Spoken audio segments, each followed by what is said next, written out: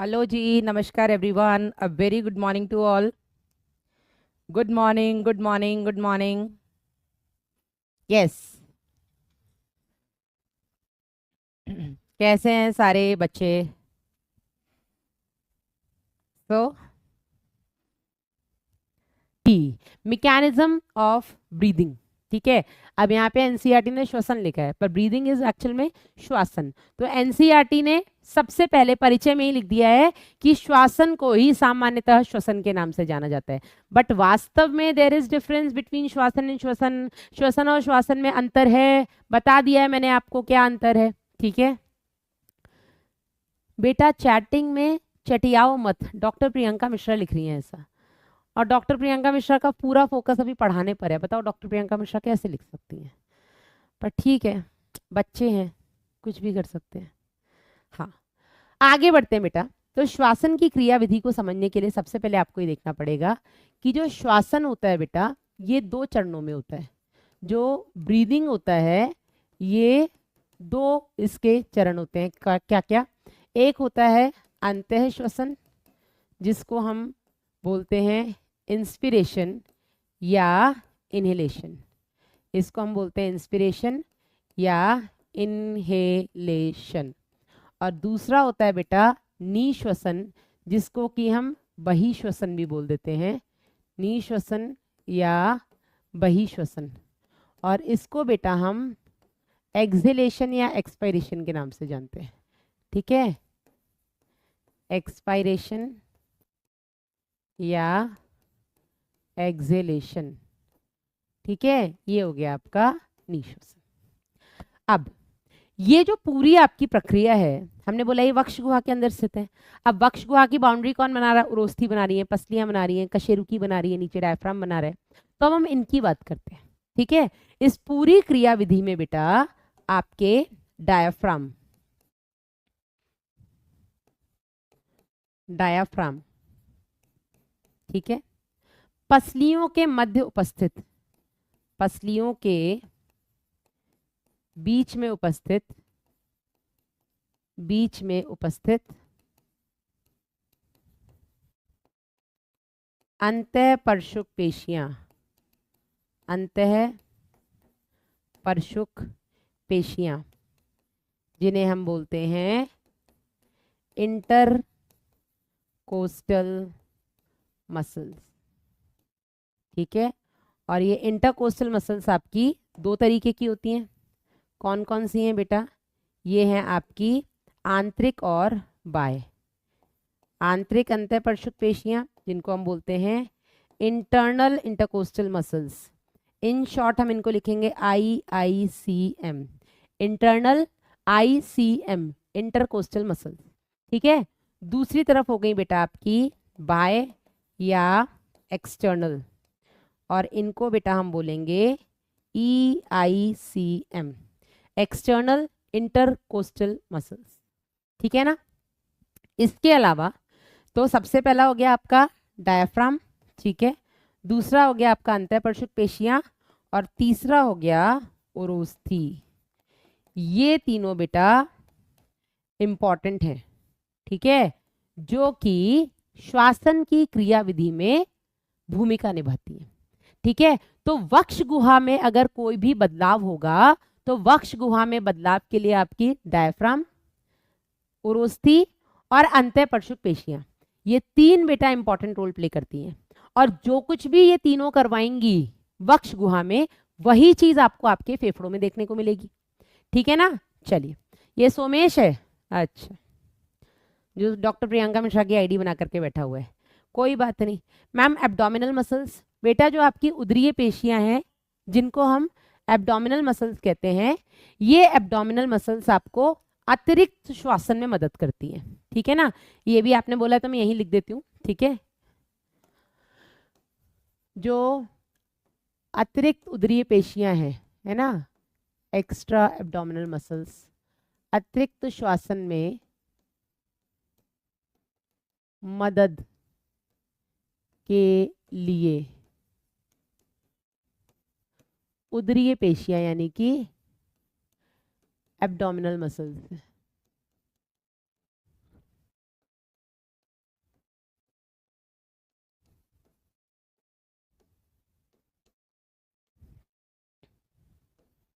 चलो आ जाओ, जरा समझें इसको।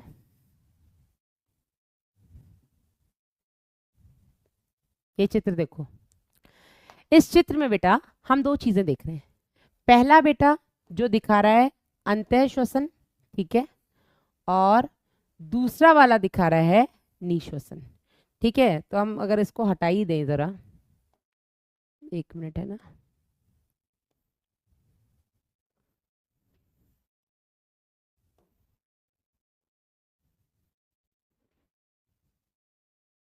ठीक है।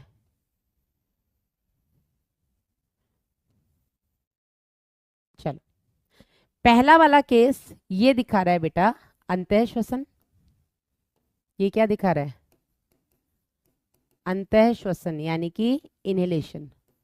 और दूसरे केस में हमें दिख रहा है बहिश्वसन, या हम इसको लिख दें निश्वसन यानी कि एक्सहेलेशन। क्या दिख रहा है चित्र में, जरा वो भी देखो आप। चित्र में अपने को बहुत क्लियर दिख रहा है कि अंतः श्वसन क्या होता है, जिसमें वायु अंदर आती है, ठीक है। यहाँ पर वायु अंदर आ रही है, ठीक है। निश्वसन में वायु बाहर जा रही है। यही तो होता है अंतः श्वसन निश्वसन। अंतः श्वसन जिसमें हम इनहेल करते हैं, ऑक्सीजन युक्त वायु को अंदर लेते हैं। निश्वसन जिसमें हम एक्सहेल करते हैं, कार्बन डाइऑक्साइड युक्त वायु को बाहर निकालते हैं, ठीक है। अब अंदर सांस आ सके या अंदर वायु आ सके, इसके लिए इस वक्षीय गुहा का बड़ा होना जरूरी है। तो यहाँ पर आपको क्या दिख रहा है, वक्षीय गुहा जो है बेटा, वक्षीय गुहा ये इंक्रीज हुई है, ठीक है। यहाँ पर बेटा निश्वसन के दौरान जो वक्षीय गुहा है वो डिक्रीज हुई है, छोटी दिख रही है। यहाँ पर वक्षीय गुहा फैली हुई दिख रही है, ठीक है। कैसे, तो यहाँ पर हम देख रहे हैं कि डायफ्राम नीचे की तरफ गति कर रहा है, जो डायफ्राम गुंबदाकार होता है वो नीचे जा रहा है। तो अग्रपश्च जो अक्ष का जो डायमीटर है वो बड़ा होगा, ठीक है। जो उरोस्थी है और जो पसलियां हैं वो आगे की तरफ आ रही हैं और ऊपर की तरफ आ रही हैं। तो आगे की तरफ आ रही हैं, ऊपर की तरफ आ रही हैं, जिसको हमने इस तरीके से दिखा दिया, ठीक है। तो कुल मिलाकर के आपका वक्षीय गुहा का आयतन बढ़ रहा है।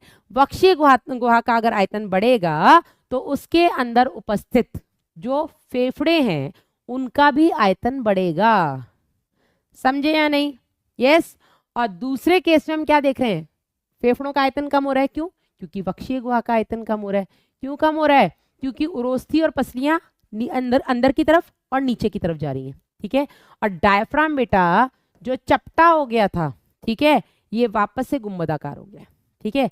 चलो जल्दी से अपने चेस्ट पर हाथ रखो दोनों, ठीक है, और एक गहरी सांस लो। आप मूवमेंट देख सकते हो अभी ऐसे, ठीक है। गहरी सांस लो,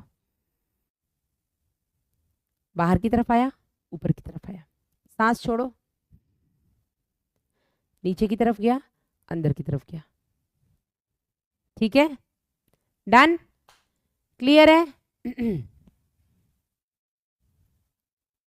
क्या हो गया भाई, क्या हो गया, क्या कौन मजाक बना रहे हैं?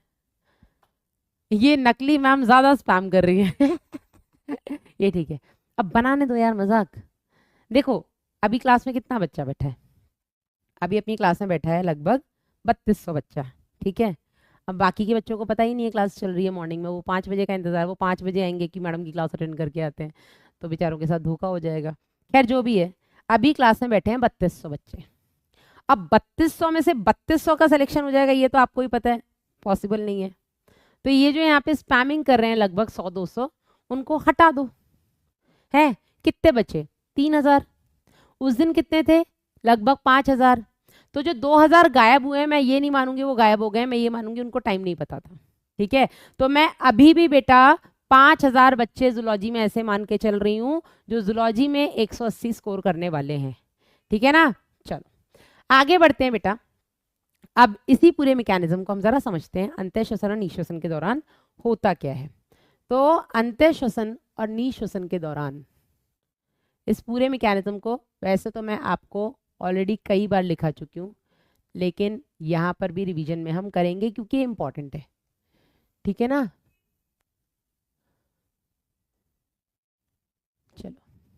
तो सबसे पहले आता है बेटा अंतः श्वसन, जिसे हम बोलेंगे इनहेलेशन या इंस्पायरेशन। दूसरी तरफ आएगा निश्वसन, इसे हम बोलेंगे एक्सहेलेशन या एक्सपायरेशन। शुरुआत हमेशा डायफ्राम से होती है, ठीक है ना। कोई बात नहीं, मुझे पता है माही बहुत सारे बच्चों को टाइम नहीं पता है, टाइम पता होता तो बच्चे जरूर आते, मेरी क्लास में तो आते हैं, मुझे मेरे बच्चों पर बहुत भरोसा है।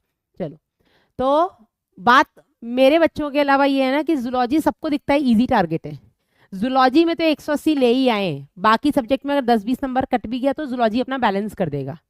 सिलेक्शन चाहिए, पहले तो अपने को एम्स चाहिए, तो टारगेट 720 होगा। 720 टारगेट पे अपने को सारी क्लासेस इंपॉर्टेंट है, सारी देखनी है। फिर अगर लग रहा है कि कहीं तो गड़बड़ है मैडम, ये टॉपिक तो हो ही नहीं रहा है, तो हम सोचते हैं कि चलो 700 ही आ जाए, एम्स दिल्ली नहीं तो दूसरा एम्स मिल जाए, तो हम अपने जो वीक टॉपिक है उनको एक्सक्लूड, उनको हम हटाना शुरू कर देते हैं, इनको नहीं देखें, बाकी ये तो कर ही लें। और आप कितना भी कम अपना स्कोर आको, ठीक है, अगर आप अपना स्कोर 625 भी मान के चलते हो कि मुझे 625 ही चाहिए, सिलेक्शन चाहिए, तो भी बेटा आप जूलॉजी में 180 से 175 भी लाने का अगर आप सोचते हो तो वो 625 भी आपके नहीं आएंगे, ठीक है। तो एनी हाउ जूलॉजी में आपको 180 लाने ही पड़ेंगे, क्योंकि सबसे इजी टारगेट ही तुम्हारा जूलॉजी है। अगर तुम जूलॉजी में भी 180 नहीं ला सकते तो बॉटनी केमिस्ट्री फिजिक्स तो भूल ही जाओ, ठीक है ना। तो फिजिक्स जूलॉजी तो सबसे इजी टारगेट है, जूलॉजी में तो 180 लाया जा सकता है, तो क्यों ना ले आए, इसलिए जूलॉजी तो बच्चे अटेंड करेंगे ही करेंगे, ठीक है। आ जाओ, तो सबसे पहले बेटा जो शुरुआत होती है वो होती है डायाफ्राम के संकुचन से। सबसे पहले क्या होगा, डायाफ्राम का संकुचन होगा। डायाफ्राम की जो पेशियां होती है बेटा उनको हम फ्रेनिक मसल्स कहते हैं, संचुकन लिख रही हूं मैं, है वाओ। तो डायाफ्राम का संकुचन होगा, ठीक है। डायाफ्राम का संकुचन होगा तो बेटा क्या होगा, डायाफ्राम जो है वो चपटा हो जाएगा, ठीक है। डायाफ्राम चपटा होगा, डायाफ्राम चपटा होगा। और अगर डायाफ्राम चपटा होगा, जो कि गुंबदाकार होता है, ऐसा होगा, तो अग्र पश्च अक्ष का व्यास बढ़ेगा, हाँ या नहीं। तो वक्ष का अग्र पश्च एंटेरोपोस्टीरियर एक्सिस का जो डायमीटर है वो बढ़ेगा, और अगर ये वाला डायमीटर बढ़ गया तो एक तरीके से आपके वक्ष की अग्रपश्च आयतन बढ़ गया, ठीक है, उसको हम बाद में लिखेंगे। फिर क्या होता है बेटा, इसके बाद IICM आंतरिक अंतः परशुक पेशियों में संकुचन होगा, और आंतरिक अंतः परशुक पेशियों में अगर संकुचन होगा तो क्या होगा, आपका उरोस्थी और पसलियां जो हैं, उरोस्थी और पसलियां बाहर यानी कि आउटवर्ड और ऊपर की ओर होंगी, अपवर्ड, बाहर और ऊपर की ओर होंगी, आउटवर्ड एंड अपवर्ड, जिसकी वजह से अधर पृष्ठ एंटेरोपोस्टीरियर या पृष्ठाधर आप बोल सकते हो, डॉर्सो सॉरी क्या बोलेंगे उसको, डॉर्सो वेंट्रल या वेंट्रोडॉर्सल, चलो हम ऐसे लिखते हैं, जिसकी वजह से पृष्ठ अधर पश्च क्या बोलेंगे वक्ष, पृष्ठ अधर वक्ष का व्यास भी बढ़ेगा, ठीक है।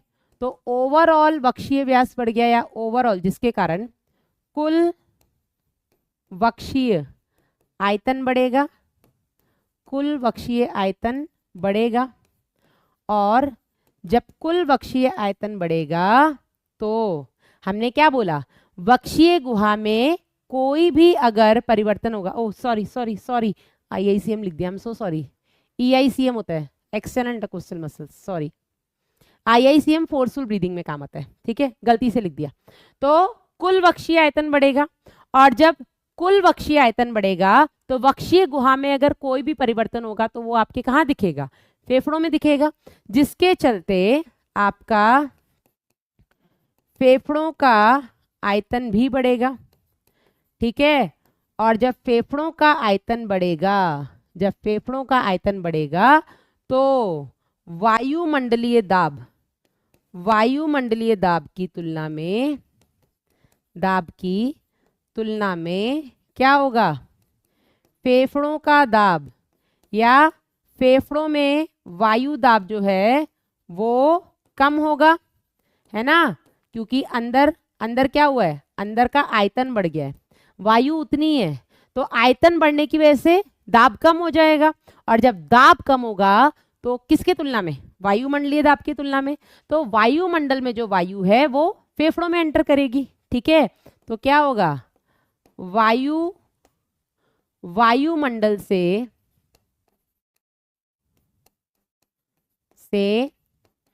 फेफड़ों में आएगी, और ये जो बेटा वायु वायुमंडल से फेफड़ों में आई, इसी को तो हम बोलते हैं क्या, अंतः श्वसन। इसी के लिए तो इतनी मेहनत की थी, और क्यों ही की होगी बताओ। समझ में आया, सिंपल। यही आपकी एनसीईआरटी में दिया हुआ है। चलो, निश्वसन में बिल्कुल उल्टा होगा। क्या होगा निश्वसन में, वो भी देख लेते हैं। तो डायफ्राम का जो बेटा संकुचन हुआ था, यहाँ पर क्या होगा, डायफ्राम का शिथिलन हो जाएगा, ठीक है। डायफ्राम की पेशियों का शिथिलन होगा, और डायफ्राम की पेशियों का शिथिलन होगा तो क्या होगा, डायफ्राम गुंबदाकार हो जाएगा। वापस से डायफ्राम गुंबदाकार होगा या गुंबदाकार हो जाएगा। डायफ्राम अगर गुंबदाकार हो जाएगा तो एंटेरोपोस्टीरियर, अग्र पश्च एक्सिस में जो व्यास होगा, एंटेरोपोस्टीरियर एक्सिस का जो डायमीटर है बेटा वो कम हो जाएगा। Yes madam. और ये कम हो जाएगा, इधर बेटा आपकी जो EICM है, एक्सटर्नल इंटरकोस्टल मसल्स, उनका भी, EICM का भी शिथिलन होगा। ये मसल्स भी आपकी रिलैक्स हो जाएंगी, और जब आपकी EICM शिथिल हो जाएंगी तो क्या होगा, उरोस्थी और पसलियां जो हैं, जो पहले बाहर और ऊपर की तरफ गति की थी, उरोस्थी और पसलियां कहाँ आ जाएंगी, नीचे व अंदर की ओर आएंगी, ठीक है। नीचे व अंदर की ओर आएंगी। और जब बेटा ये नीचे और अंदर की ओर आएंगी तो क्या होगा, आपका वक्षीय आयतन पृष्ठ अधर भाग में, है ना, पृष्ठ अधर वक्ष का व्यास जो होगा वो भी कम हो जाएगा। और जब पृष्ठ अधर वक्ष का व्यास कम हो जाएगा तो देखा जाए तो कुल वक्षीय आयतन जो है, कुल वक्षीय आयतन कम हो जाएगा। और जब कुल वक्षीय आयतन कम होगा, है ना, तो देखा जाए तो फेफड़ों का आयतन भी कम हो जाएगा। वक्षीय आयतन सीधा आपको फेफड़ों में दिखेगा, है ना, तो फेफड़ों का आयतन भी कम हो जाएगा। और अगर फेफड़ों का आयतन कम होगा तो अंदर फेफड़ों में वायु का दाब वायुमंडलीय दाब से ज्यादा हो जाएगा, ठीक है। क्योंकि आयतन कम हो गया है तो प्रेशर बढ़ जाएगा। तो फेफड़ों में जो वायु है, फेफड़ों में एयर प्रेशर जो है, वायु दाब वायुमंडलीय दाब से अधिक हो जाएगा, वायुमंडलीय दाब से अधिक होगा। और अगर वायुमंडलीय दाब से अंदर का दाब अधिक हो गया तो वायु अंदर से बाहर निकल जाएगी, हाँ या नहीं। तो क्या होगा, वायु फेफड़ों से वायुमंडल में जाएगी, और इसी को तो क्या बोलेंगे, निश्वसन हो गया, ठीक है। वायुमंडल की तरफ गति करेगी, और इसी को हम क्या बोल देंगे, निश्वसन, यानी कि एक्सहेलेशन। समझ में आया? यस। कुछ लिख दिया है, कुल होगा। अच्छा तुम लोग 4-4 नंबर एक्स्ट्रा लेके ही मानोगे यस, डन। चलो मैं पानी पी लेती हूँ जब तक। यस, जल्दी से लिखिए। समझ में आया? मैम आप मुझे बहुत अच्छी लगती हैं, मुझे भी मेरे बच्चे बहुत अच्छे लगते हैं, बहुत अच्छे।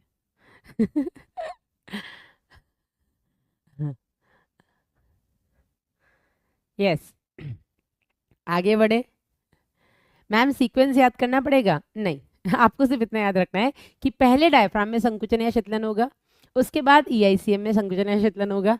ठीक है, डायफ्राम में संकुचन शीतलन होगा तो पहले जो एंटेरो पोस्टीरियर एक्सिस का डायमीटर है वो बढ़ेगा, बाद में अधर पृष्ठ या पृष्ठ अधर एक्सिस का डायमीटर बढ़ेगा। ओवरऑल आपका अंदर का आयतन या तो ज्यादा होगा या कम होगा। ठीक है, अगर अंदर का आयतन ज्यादा है तो अंदर का प्रेशर कम हो जाएगा, तो एयर ज्यादा प्रेशर से कम प्रेशर की तरफ आ जाएगी, यानी कि इनहेलेशन हो जाएगा। और अगर अंदर का आयतन कम होगा तो अंदर का प्रेशर बढ़ जाएगा, तो एयर अंदर से बाहर निकल जाएगी। सिंपल। हाँ, आगे बढ़े। यस, यहाँ पे बेटा हमारा खत्म होता है क्या, श्वासन की क्रियाविधि। अच्छा, श्वासन की क्रियाविधि में कुछ चीजें और इंपॉर्टेंट है, क्या क्या है इंपॉर्टेंट यही लिख देते हैं। सबसे पहली इंपॉर्टेंट चीज बेटा ये है, सामान्य श्वसन दर क्या होती है भाई साहब, नॉर्मल रेस्पिरेटरी रेट क्या होता है।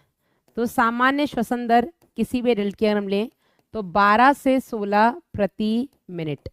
एक मिनट में कोई भी सामान्य श्वसन दर, हम एक वयस्क की बात करें, बच्चों की श्वसन दर ज्यादा होती है, ठीक है ना, हम एक एडल्ट की बात कर रहे हैं जो कि एक मिनट में 12 से 16 बार श्वसन करता है, ठीक है, या श्वासन करता है।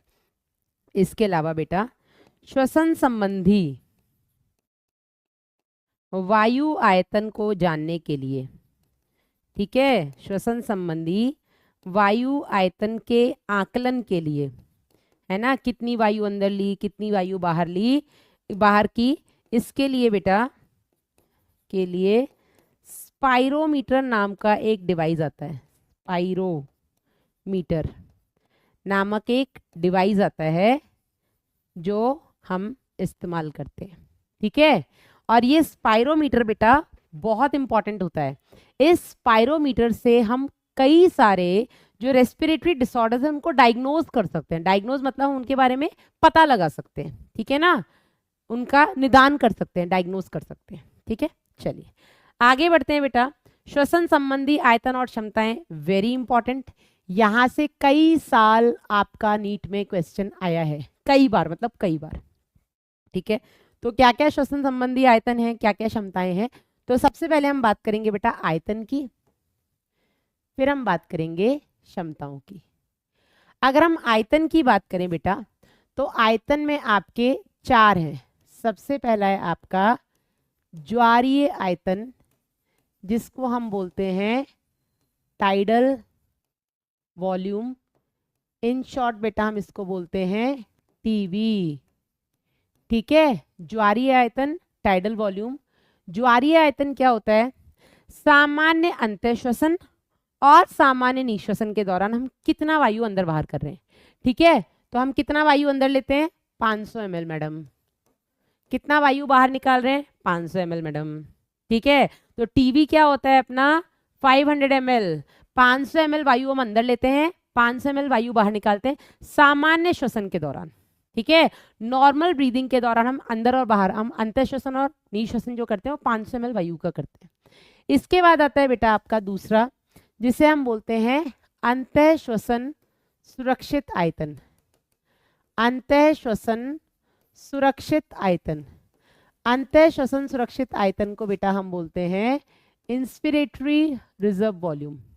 क्या बोलते हैं, inspiratory reserve volume, in short we call it as IRV, हम इसको बोलते हैं IRV, ठीक है। IRV मतलब अंतःश्वसन हम फोर्सफुली कितना कर सकते हैं, मैं 500 ml के अलावा, सामान्य अंतःश्वसन के अलावा और कितनी वायु की मात्रा अंतःश्वसित कर सकती हूँ बलपूर्वक, उसको बेटा हम बोलते हैं अंतःश्वसन सुरक्षित आयतन। और ये होता है बेटा अपना 2500 से 3000 ml, ठीक है। आगे बढ़ते हैं। तीसरा है बेटा आपका निश्वसन सुरक्षित आयतन, निश्वसन सुरक्षित आयतन। सामान्य निश्वसन के दौरान मैं 500 ml निकाल रही हूं। इसके अलावा मैं बलपूर्वक और कितनी वायु की मात्रा बाहर निकाल सकती हूँ? एक्सपिरेटरी रिजर्व वॉल्यूम, जिसको बेटा हम बोलेंगे ERV। और ये कितना होता है बेटा? ये होता है आपका 1000 से 1100 ml। लगभग 1000 ml में 500 के अलावा और बाहर निकाल सकती हूँ अगर मैं फोर्सफुल रेस्पिरेशन करूँ तो, या फोर्सफुल एक्सहेलेशन जो बाबा रामदेव करवाते हैं ना। अगर वो कहते हैं कपालभाति करो, पेट कम करना है कपालभाति करो, तो उसमें जब आप फोर्सफुल एक्सहेलेशन करते हो तो पूरा बल कहाँ आता है? आपके पेट पर आता है। रख के देख लो हाथ पेट पे। चौथा बेटा है यहाँ पर आपका अवशिष्ट आयतन, जिसको हम बोलते हैं रेजिडुअल वॉल्यूम। ठीक है, अवशिष्ट आयतन क्या होता है आपका? रेसिडुअल वॉल्यूम, जिसको हम बोलेंगे RV। ठीक है, this is residual volume. In short we call it as RV। और RV क्या होता है कि फोर्सफुल एक्सहेलेशन के बाद भी, मतलब मैं जितनी मात्रा में वायु बाहर निकाल सकती थी, 500 ml मैंने ज्वारीय निकाल दिया, 1000 से 1100 मैंने बलपूर्वक निश्वसन कर दिया 500 ml के अलावा, उसके बाद भी कुछ वायु का आयतन हमेशा मेरे फेफड़ों में रहेगा, और वो होता है बेटा बचा कुचा वायु का आयतन, यानी कि रेसिडुअल अवशिष्ट आयतन। ठीक है, और कितना होता है? ये होता है आपका लगभग 1100 से 1200 ml। और ये जरूरी है, ये आयतन क्योंकि आपके फेफड़ों में, कुपिकाओं में रहता है, तो यही बेटा वायु का वो आयतन है जो कुपिकाओं को पिचकने से, कोलैप्स होने से बचाता है। ठीक है ना? चलिए, ये तो हो गया बेटा आपका आयतन। अब हम बात करें जरा क्षमताओं की। तो क्षमताओं में अगर हम बात करें तो सबसे पहले आती है, अच्छा क्षमताएं होती क्या है? क्षमताएं 2 या 2 से अधिक आयतनों का जोड़ है। ठीक है, क्षमताएं होती क्या है बेटा? श्वसन संबंधी क्षमताएं 2 या अधिक आयतनों का जोड़। ठीक है, 2 या अधिक आयतनों का जोड़ मिलता है तो बनते हैं आपके श्वसन संबंधी क्षमताएं। कौन कौन सी क्षमताएं हैं बेटा? तो सबसे पहले क्षमता आती है आपकी अंतः श्वसन क्षमता। अंतः श्वसन क्षमता यानी आप कितनी मात्रा में वायु अंदर ले सकते हो।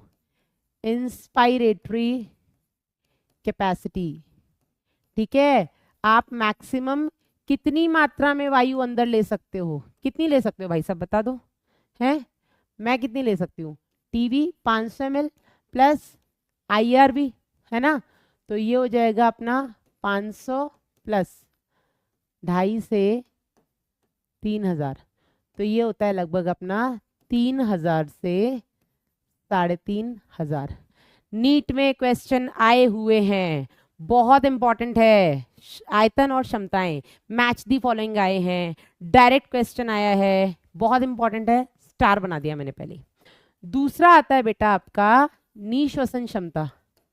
ठीक है, दूसरा क्या है? निश्वसन क्षमता, जिसे हम बोलेंगे एक्सपिरेटरी कैपेसिटी। Expiratory capacity. ठीक है, इन शॉर्ट हम इसको बोलेंगे EC। एक्सपिरेटरी कैपेसिटी क्या होता है? तो मैं मैक्सिमम कितनी वायु बाहर निकाल सकती हूँ? कितनी निकाल सकती हूँ? मैं टीवी 500 ml प्लस जो बलपूर्वक निकाल सकती हूँ यानी कि ERV, और ये कितना हो जाएगा बेटा? ये हो जाएगा 500 प्लस 1000 से 1100, तो ये हो जाता है लगभग अपना 1500 से 1600 ml। ठीक है, तो ये मेरी निश्वसन क्षमता है। इसके बाद आती है बेटा अपनी जैव क्षमता। ठीक है, जैव क्षमता क्या होता है? जैव क्षमता है आपका वाइटल कैपेसिटी, जिसको हम बोलते हैं VC, vital capacity. Vital capacity क्या होता है बेटा? वाइटल कैपेसिटी मतलब बलपूर्वक निश्वसन।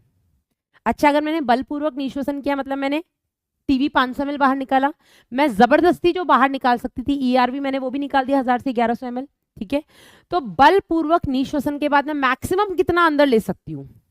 कितना ले सकती हूँ? तो जो मैंने बाहर निकाला है जबरदस्ती, पहले मैं वो अंदर लूंगी, यानी कि ERV। ठीक है, जो मैंने बाहर जबरदस्ती निकाला है। फिर जो मैं नॉर्मली अंदर लेती हूँ यानी कि टीवी, वो मैं अंदर लूंगी। मैं मैक्सिमम और कितना अंदर ले सकती हूँ वायु? तो मैं IRV भी तो ले सकती हूँ, है या नहीं? तो ये ERV अपना 1000 से 1100, टीवी अपना 500, IRV अपना 2500 से 3000, तो 2500 और 500 3000 और 1000, ये हो जाएगा बेटा अपना 4000 से लेकर के 3000, 3500 और 1100, 4600 ml। ये हो गया मेरा बलपूर्वक निश्वसन के बाद मैं मैक्सिमम कितना अंदर ले सकती हूँ, जैव क्षमता। फिर आता है बेटा आपका फंक्शनल रेसिडुअल कैपेसिटी, कार्यशील कार्यशील अवशिष्ट क्षमता, कार्यशील अवशिष्ट क्षमता, जिसको हम बोलेंगे functional residual capacity, FRC। Functional residual capacity क्या होता है बेटा?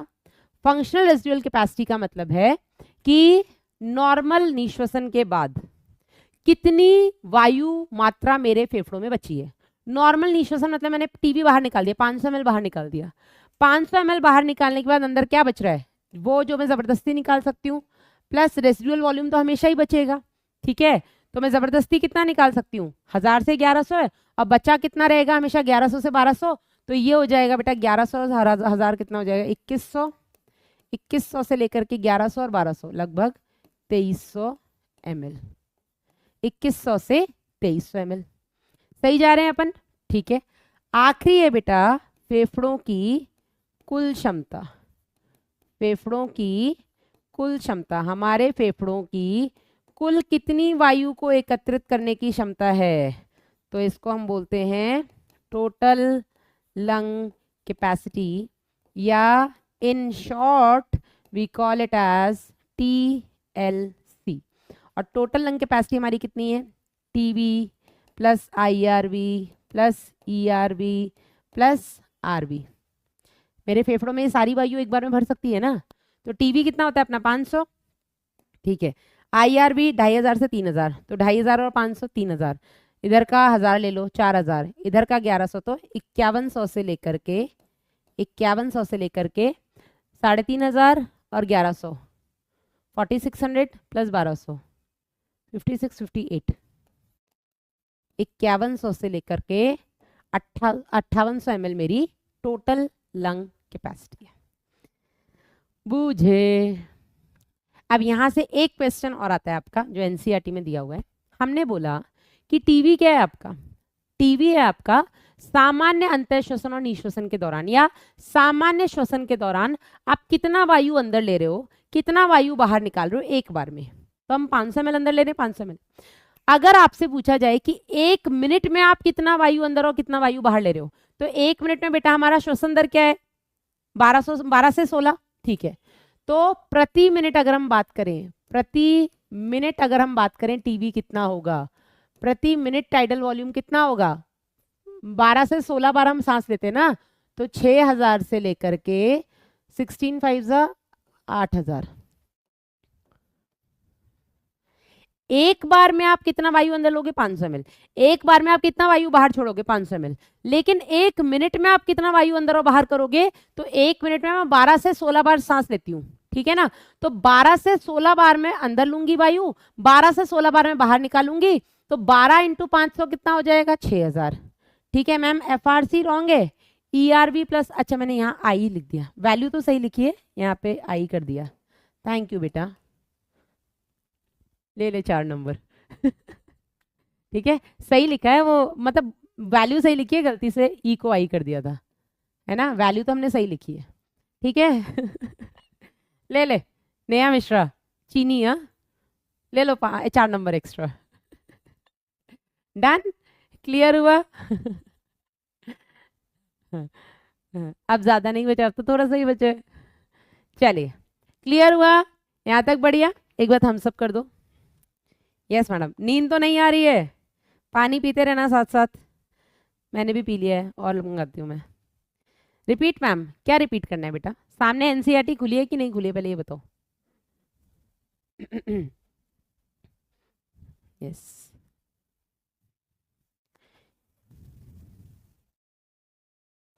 पानी पी लो। आप होता है टाइडल वॉल्यूम। टाइडल वॉल्यूम क्या होता है? सामान्य अंतः श्वसन और निश्वसन के दौरान आप कितनी वायु अंदर या कितनी वायु बाहर निकाल रहे हो, ठीक है। और सामान्य अंतः श्वसन और निश्वसन के दौरान हम 500 ml अंदर लेते हैं और 500 ml बाहर निकालते हैं, ठीक है, एक बार में। मैंने उसके बाद बताया है कि 1 मिनट में आप कितना वायु अंदर लोगे, कितना वायु बाहर निकालोगे। तो 1 मिनट में बेटा अपना श्वसन दर क्या होता है? 12 से 16। मतलब 1 मिनट में हम 12 से 16 बार सांस लेते हैं, ठीक है ना। तो 12 से 16 बार हम अंदर लेंगे सांस, 12 से 16 बार हम बाहर भी छोड़ेंगे, है ना। तो 12 इंटू 500 कर दो तो 6000, 16 इंटू 500 कर दो तो 8000। मतलब 6000 से 8000 ml वायु हम 1 मिनट में अंदर लेते हैं और इतनी ही हम बाहर निकालते हैं। डन। भूख लग गई है? क्यों, ब्रेकफास्ट करके नहीं बैठे थे? तो हमारा अगला टॉपिक भी क्लियर हो गया है।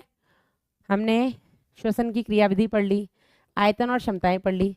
अब छोटे छोटे से देखो 4 टॉपिक अपने हो गए, 4 रह गए। आधा चैप्टर हमारा कंप्लीट हो चुका है, राइट। तो गैसों का विनिमय अगेन छोटा सा टॉपिक है, गैसों का परिवहन बड़ा टॉपिक है, नियमन और विकार भी छोटे छोटे से टॉपिक है। चलिए आ जाइए स्लाइड नंबर 18 पर। ब्रेक, ब्रेक चाहिए? कितनी देर का चाहिए? 10 मिनट बहुत है?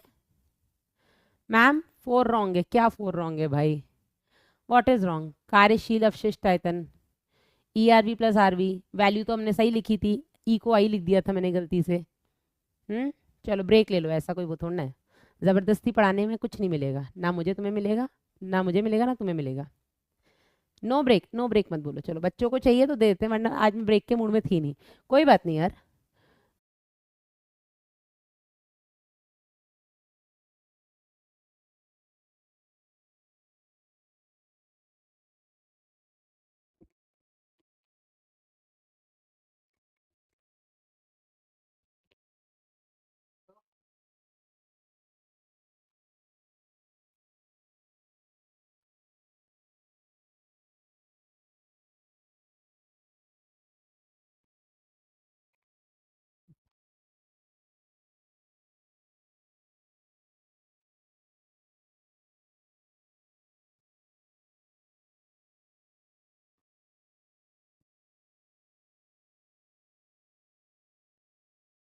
हाँ जी, हो गई पेट पूजा? वही सारी है? क्लियर? चले। डॉक्टर प्रियंका मिश्रा लिख रही हैं जी। कहाँ है ये, कौन है ये? सोमेश हैं ये? यस। लव यू ऑल मेरे बच्चों, लव यू ऑल।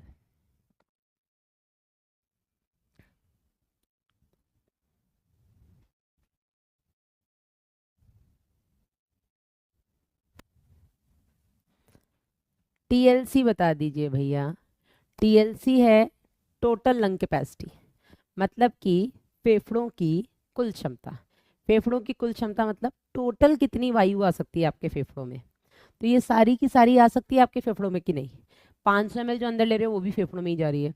जो जबरदस्ती तुम 2500 से 3000 ले पा रहे हो IRV, ये भी फेफड़ों में ही जा रही है। जो तुम जबरदस्ती बाहर निकालोगे, बलपूर्वक निश्वसन करोगे, ERV, ये भी फेफड़ों में ही है। और जो सब कुछ निकालने के बाद भी बचेगी वो भी फेफड़ों में ही है। तो इन चारों आयतनों को अगर हम मिला दें तो बनती है बेटा फेफड़ों की कुल क्षमता, यानी कि TLC, टोटल लंग कैपेसिटी। शुरू करते हैं बेटा, बढ़ते हैं आगे।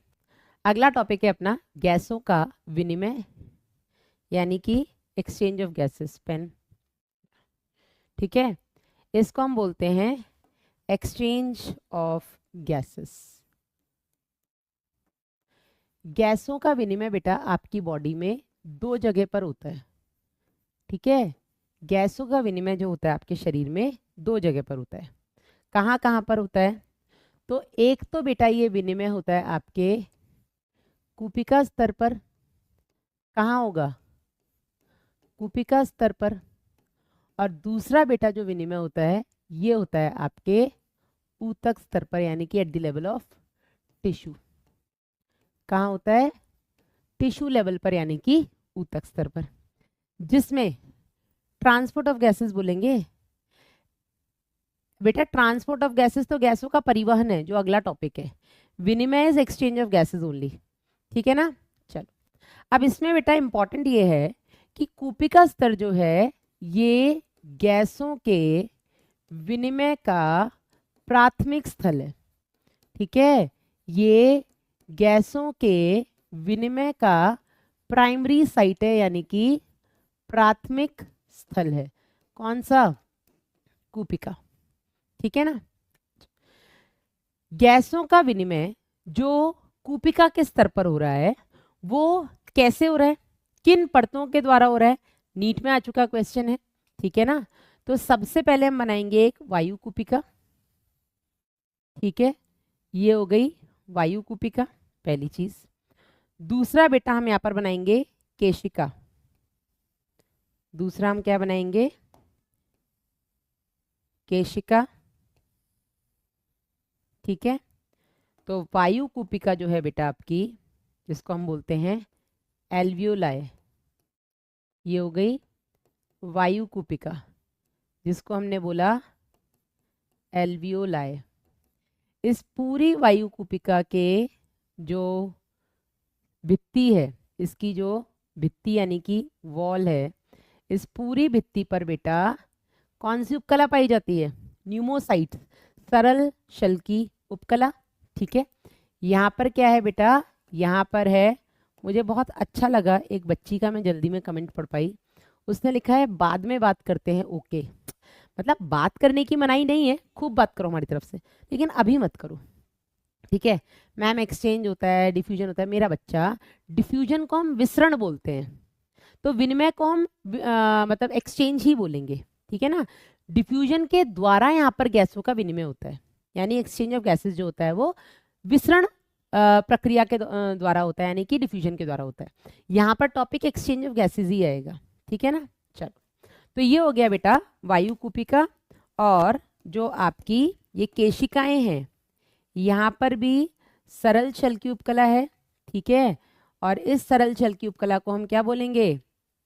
इसको हम बोलते हैं एंडोथीलियम। और ये एंडोथीलियम भी किसकी बनी हुई है? सरल छल की उपकला की। ठीक है, तो बेटा देखो, हम भी नोट्स लिख करके ला सकते हैं, इतनी मेहनत करने की हमें ज़रूरत नहीं है। मैं भी अपने पूरे क्लास के नोट्स यहाँ पर लिख करके ले आऊँ, आप लोगों को सिर्फ समझाती ही चलूँ और 20 क्वेश्चन करवा दूँ। कोई सेंस नहीं है ना? कोई सेंस है क्या? नहीं ना? पूरे एनसीईआरटी को आपके साथ बैठ के पढ़ रही हूँ मैं। ठीक है, एक एक शब्द एनसीईआरटी का बता रही हूँ, आप एनसीईआरटी सामने रख के बैठे हो तो मैच कर पा रहे हो, आप भी एनसीईआरटी ऐसे ही पढ़ पाओगे। ठीक है ना? तो प्लीज कोऑपरेट करो, तुम्हारे लिए हम मेहनत कर रहे हैं, हमने नहीं देना है नीट अब इस साल। ठीक है ना? अगर हम तुम्हारे लिए मेहनत कर रहे हैं तो तुम अपने लिए तो कर लो। यही मैंने तब भी बोला था और यही बेटा मैं अब फिर बोल रही हूँ, हम तुम्हारे लिए मेहनत कर रहे हैं, तुम अपने लिए कर लो। पंचायत में लगे हुए हैं, ऐसे मत करो भैया, अपना सोचो, घर वालों का सोचो, जिनको तुमसे उम्मीद है उनका सोचो। क्यों नहीं सोचते हो? क्यों नहीं चलता इतना तुम्हारा दिमाग? हम ये जानना चाहते हैं। पंचायत में भरपूर दिमाग चलता है हमारा, है ना? इसके बीच में बेटा यहाँ पर पाया जाता है क्या? इसके बीच में यहाँ पाया जाता है आधारी पदार्थ या आधारी तत्व, आप इसको बोल लो। ठीक है, तो ये हो गया बेसमेंट मटेरियल, आधारी तत्व। ठीक है, बेसमेंट मटेरियल, इसमें बेटा दोनों की आधार झिल्ली आ जाएगी, उसके बीच में जो अंतराली संयोजी ऊतक है वो आ जाएगा। ठीक है, ये सबसे पहली परत जो है आपकी कूपिका की सरल शल की उपकला, सरल शल की उपकला, जिसको हम न्यूमोसाइट के नाम से जानते हैं, न्यूमोसाइट। ये शब्द एनसीईआरटी में नहीं है लेकिन मैं फिर भी लिखा दे रही हूँ, ठीक है। और तीसरी बेटा क्या हो गई यहाँ पर आपकी, तीसरी हो गई रक्त केशिका की, यानी कि ब्लड कैपिलरी की सरल शल की उपकला, जिसको बेटा हम एंडोथीलियम के नाम से जानते हैं, ठीक है। तो यहाँ पर ये जो विनिमय होता है कूपिका के स्तर पर, इसको हम बोलते हैं बेटा विसरण झिल्ली, ठीक है। तो ये 1, ये 2, ये 3, ये तीनों मिलकर के बनाते हैं विसरण झिल्ली, जिसको हम बोलेंगे डिफ्यूजन मेम्ब्रेन, ठीक है। इसको हम बोलते हैं क्या, डिफ्यूजन मेम्ब्रेन। और 3 परतों से बनने के बाद भी इस झिल्ली की कुल मोटाई जो है ये 1 मिलीमीटर से कम होती है, ठीक है। हाँ बिल्कुल सही बात है करण। तो हमने क्या बोला, गैसों का विनिमय आपके शरीर में 2 जगह पे हो रहा है, और ये हमने यही नहीं बोला है, ये हमने पीछे भी देखा है, कहाँ, यहाँ पर, ठीक है। गैसों का विनिमय 2 जगह पे हो रहा है, एक हो रहा है बेटा आपका यहाँ कूपिका और रक्त केशिकाओं के बीच में, दूसरा हो रहा है यहाँ ऊतक और रक्त केशिकाओं के बीच में। लेकिन जो प्राथमिक स्थल है, जो प्राइमरी साइट है बेटा गैसों के विनिमय की, वो क्या है, वो है आपके कूपिका और रक्त केशिकाओं के बीच में। अब यहाँ पर बेटा जो गैसों का विनिमय हो रहा है वो कैसे हो रहा है, वो सरल विसरण विधि द्वारा हो रहा है, ठीक है। यहाँ पर गैसों का विनिमय जो होता है, गैसों का विनिमय, अरे यार कहाँ है वो डायग्राम, यहाँ पे लिखते हैं, ठीक है। गैसों का जो विनिमय होता है ये सरल विसरण विधि द्वारा होता है। कैसे होता है गैसों का विनिमय,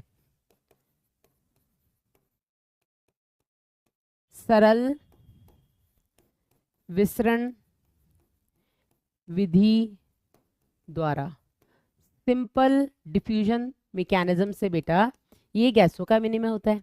अभी जो सिंपल डिफ्यूजन हो रहा है ये हो क्यों रहा है बेटा, इसमें क्या होता है, गैस या जो भी अपनी गैस है, ऑक्सीजन ले लो या कार्बन डाइऑक्साइड ले लो, ठीक है। जो भी गैस है, कौन सी, ऑक्सीजन या कार्बन डाइऑक्साइड, अधिक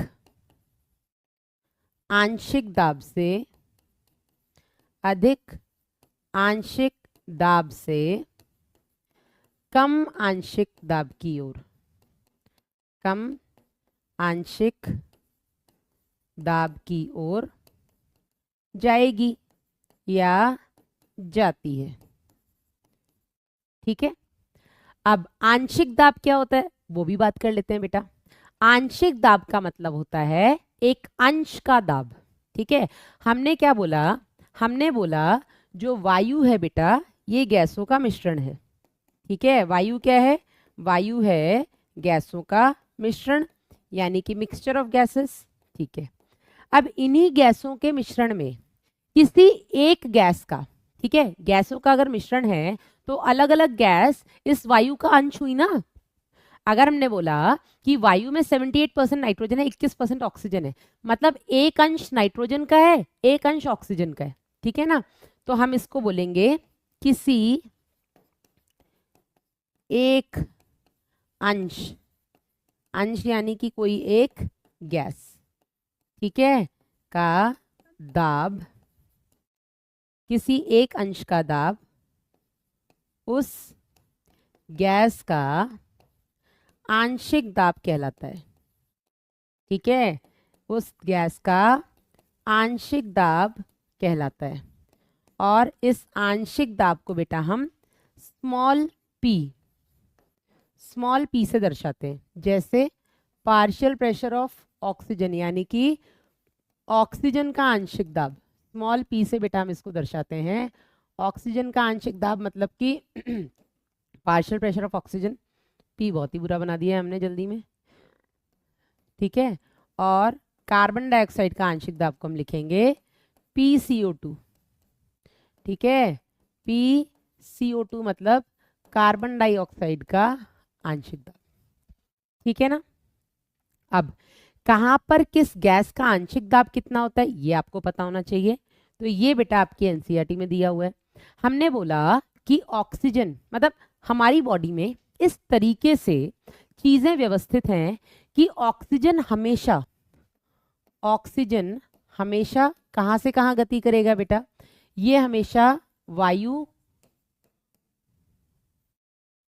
ऑक्सीजन हमेशा वायु से कूपिका की ओर, कूपिका से विऑक्सीजनित रक्त की ओर, विऑक्सीजनित रक्त से बेटा विऑक्सीजनित रक्त की ओर, विऑक्सीजनित रक्त जैसे ही उसमें ऑक्सीजन एंटर करेगी तो ये कैसा हो जाएगा, ऑक्सीजनित हो जाएगा। और ये ऑक्सीजनित रक्त से ऑक्सीजन कहाँ जाएगा, ऊतक की ओर जाएगा, ठीक है। जबकि कार्बन डाइऑक्साइड हमेशा उल्टा होता है, ठीक है। कार्बन डाइऑक्साइड की दिशा हमेशा क्या होगी, कार्बन डाइऑक्साइड की दिशा हमेशा होगी ऊतक से ऑक्सीजनित रक्त की तरफ, क्योंकि ऑक्सीजनित रक्त में ऑक्सीजन ज्यादा है, कार्बन डाइऑक्साइड कम है। इसमें जैसे ही कार्बन डाइऑक्साइड एंटर करेगी ये कैसा हो जाएगा, ये विऑक्सीजनित रक्त बन जाएगा, ठीक है। ये कैसा हो जाएगा, कार्बन डाइऑक्साइड एंटर होते ही बेटा ये डीऑक्सीजनेटेड यानी कि विऑक्सीजनित होगा। ये विऑक्सीजनित रक्त कहाँ जाएगा, ये जाएगा कूपिका में और कूपिका से ये बाहर वायु में चला जाएगा। तो हमारी बॉडी में इस तरीके से अरेंजमेंट है, ठीक है ना। अब कहाँ पर किसका कितना आंशिक दाब होता है बेटा वो भी हम देख लेते हैं। तो ऑक्सीजन का आंशिक दाब वायु में सबसे ज्यादा होता है, कितना, 159, ठीक है।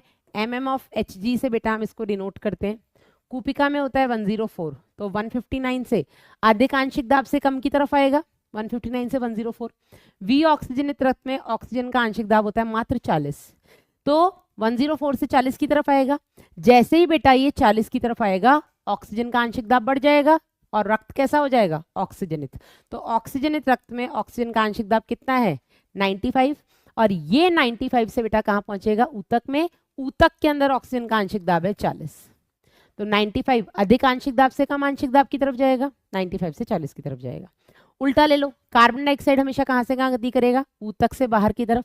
तो ऊतक के अंदर क्योंकि वायवीय श्वसन हो रहा है तो यहाँ पर ऑक्सीजन कार्बन डाइऑक्साइड का आंशिक दाब अधिक होगा और कितना होगा, 45।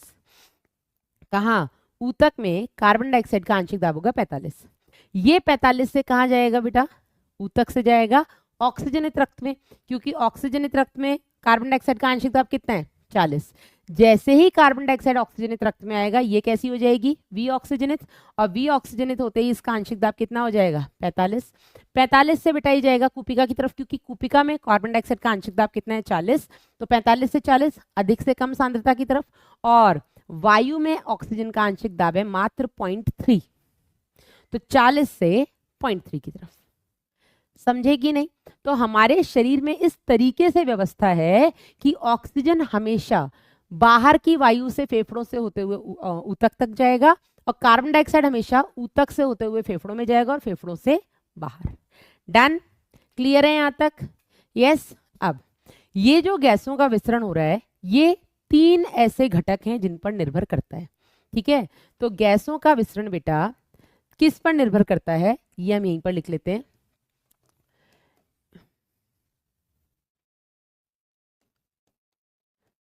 गैसों का विसरण या विनिमय बोल दो, जो सरल विसरण विधि द्वारा होता है बेटा, 3 कारकों पर, 3 फैक्टर्स पर निर्भर करता है। कौन कौन से हैं बेटा ये 3 कारक निर्भर करता है, कौन कौन से हैं बेटा ये 3 कारक। तो सबसे पहला कारक है बेटा गैसों के आंशिक दाब या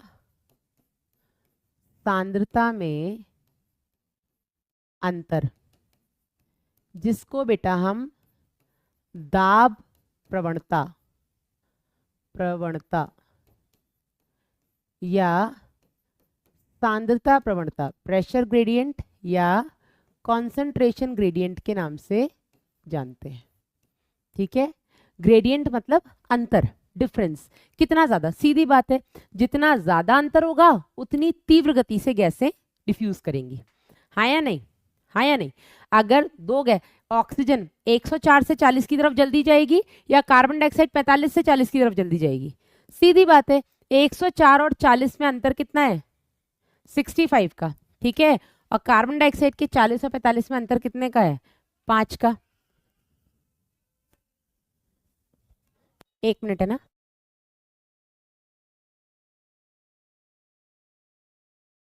ये जो सांद्रता में अंतर है, जितना ज्यादा अंतर होगा उतनी जल्दी गैसें डिफ्यूज करेंगी या उतनी जल्दी गैसों की गति होगी। ठीक है ना।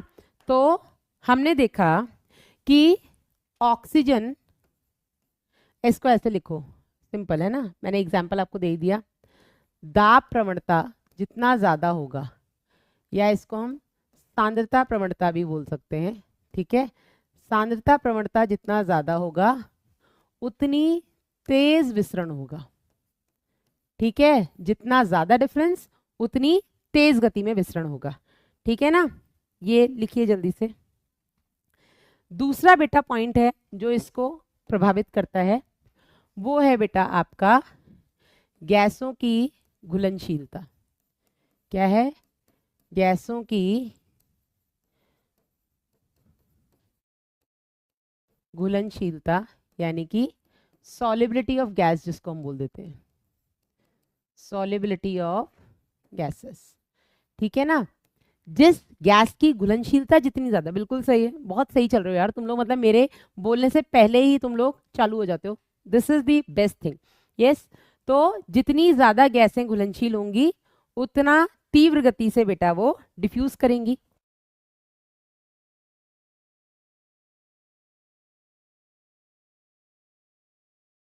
जितनी ज्यादा होगी उतनी तीव्र गति से बेटा गैसें विसरित होंगी।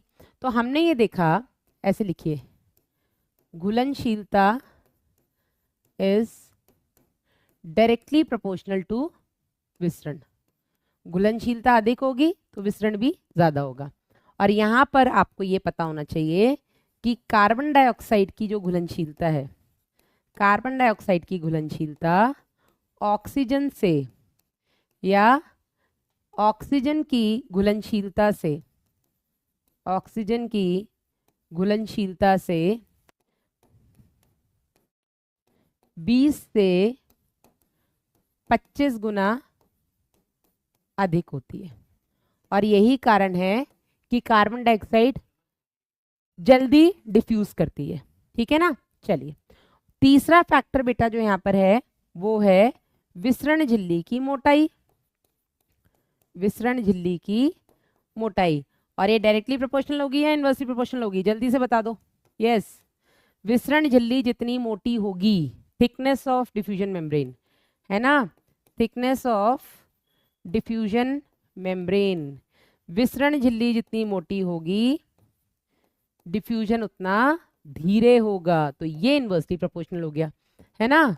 तो झिल्ली की मोटाई, विसरण झिल्ली की मोटाई, जो थिकनेस है, ये इनवर्सली प्रोपोर्शनल होगा विसरण के, है ना।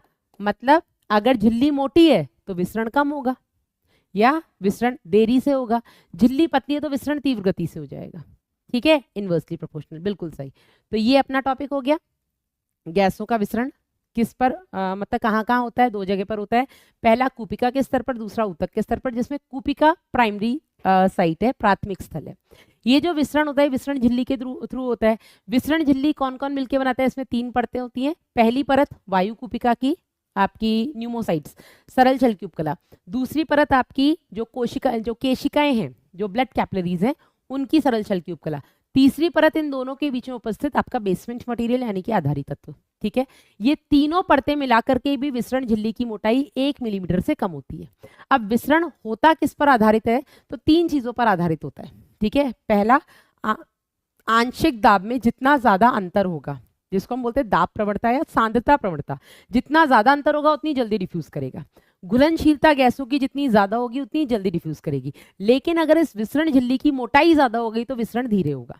ये इकलौता ऐसा कारक है जो इनवर्सली प्रोपोर्शनल है, बाकी दोनों डायरेक्टली प्रोपोर्शनल है। ठीक है, कहां पर किस गैस की सांद्रता या आंशिक दाब कितना होता है ये हमने बात की। और हमारे शरीर में इस तरीके से व्यवस्था है कि ऑक्सीजन हमेशा बाहर से कूपिका में आएगी और कूपिका से ऊतक तक जाएगी, वहीं कार्बन डाइऑक्साइड हमेशा ऊतक से कूपिका और कूपिका से बाहर निकलेगी।